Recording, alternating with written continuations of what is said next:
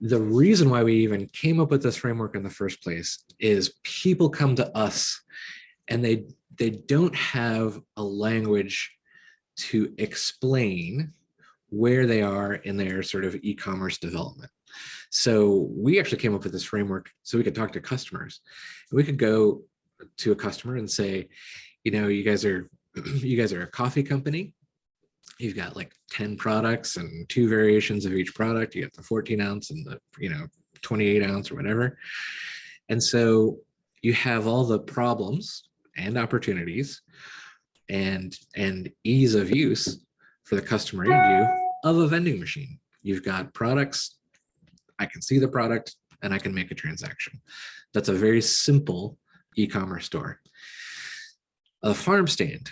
Okay, now we've taken this basic technology, we've added just a little bit more variety, but we've also added a bit of a conversation, right? So if you go to the farm stand and you get apples at a certain point of the year, you get corn at another point of the year, the offering changes, you will actually talk to the owner of the farm or the farm stand or somebody who's a family member.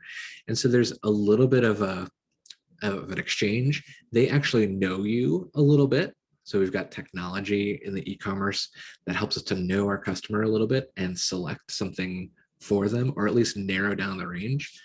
But it's not a full, you're not going to a supermarket, right? This next one is a brand store. So if you think of walking into the mall, these are all brand stores except for the ones on the corners, right? So you've got the Abercrombie and Fitch or the Apple store. These are great examples of a range of product and services, but it accounts for one kind of single slice of my life. And there are still limits to what I can do and buy here, but it all does fit under one brand.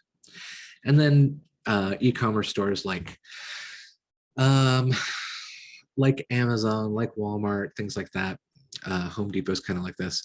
It's a department store. So the problem of getting the customer to exactly what they're looking for and actually helping them out at all is really difficult. So, but then you've got a ton of SKUs, you've got a ton of sales opportunities, and you've got really complicated multi-source and multi-destination fulfillment problems.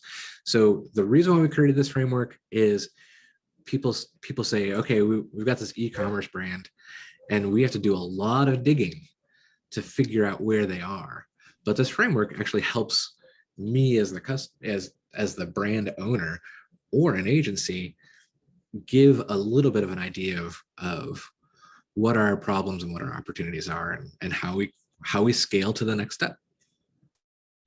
Yeah, and we don't have time to unpack this today, but there are so many pieces around, what moves us up, right? We talk about technology, we talk about relationships. So you could think about even just around ad creative. So if we're doing pay-per-click, the more SKUs you have, the more ad variations you have, but then you need to be able to manage.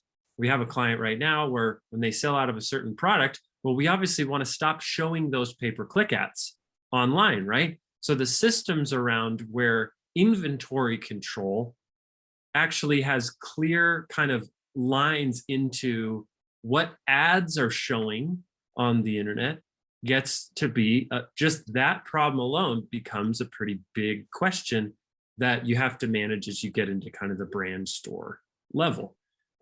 So you've got inventory, yes, you've got marketing, but then all of the data, making sure that that's consistent. So we have internally some different kind of boundaries that we understand about these. But this is something we could talk about at great length. And by the way, this is not intended to be some strict thing either that like, yay, good for you, you moved to brand store. All it means is you have new challenges, right? New expectations from the customer. So quick overview, but this has helped us talk with customers just to kind of say, what are the types of problems that you're running into? Managing our ad creative, based on inventory is one of those examples.